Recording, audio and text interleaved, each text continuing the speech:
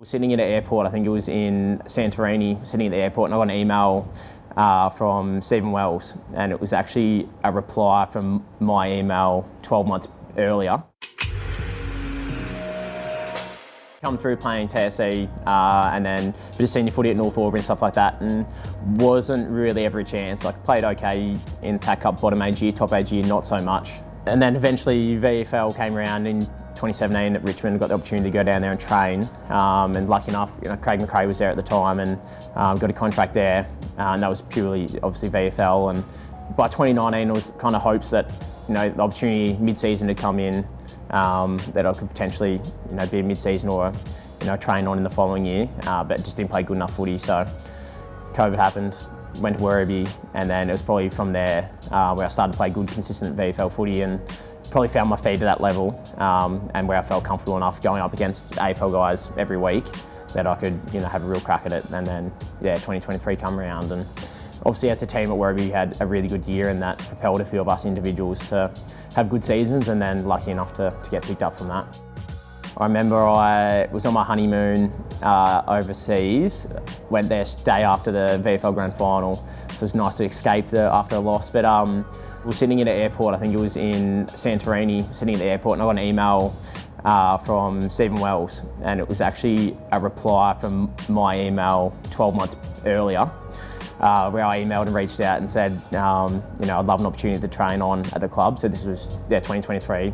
I knew Geelong had a list spot available for SSP, and I never heard back from him actually at the time. So he replied to that email 12 months later, and it was a nice email from him saying, the recruiters don't always get it right, and these things happen, but would love to catch up and just have a chat.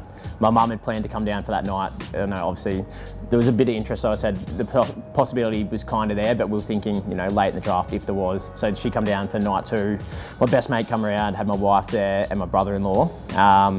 And then on my way home from work that day, I actually caught up with Port Adelaide. So that was really interesting. I was like, why would you be catching up with me this late in the piece kind of thing? But they got a screen and get to know you a little bit as well. So had met with them, got home, and then probably 10 minutes after getting home, Wellesley rang me and he goes, I've just heard that you've caught up with Port Adelaide, how'd that go? So I think words get around pretty quickly in the AFL circle, but I was just honest, like it was a good chat. But my preference after meeting with Wellesley and Mac was always to come here, the way they sold it, and obviously how successful Geelong had been for such a long time. I was pretty keen to get here, and so was my wife. And Wellesley just said, good luck for tonight, enjoy the night. You will be an AFL player by the end of tonight. Hopefully that's with us, but if not, good luck and congratulations kind of thing. And so that was probably, I think, an hour or two out from the draft, and so you had those people that I mentioned before, but then also had my family on a Zoom call on the computer, and they found out before I did, because I think I was on KO, so it was a little bit delayed. They all absolutely erupted on the computer, and were like, we kind of knew, but you still wanted to hear it for yourself. And then about 10 seconds later, come up in our screen, and it was a bit of euphoria. It was like, thank God for that, all the hard work's kind of paid off. And then you're lucky enough to get all the phone calls from Chris Scott, Danger, Stewie, and then a flurry of messages from all the boys that are here already saying congratulations and can't wait to meet you. And then obviously plenty of messages of support from family, friends, and everyone alike that have helped you along the journey. So it was a pretty surreal night, but it's really nice to talk about now, because it's kind of cool, and how much hard work you put in then, but also from that moment, like it was lock in and put in even more hard work to get to where we are today.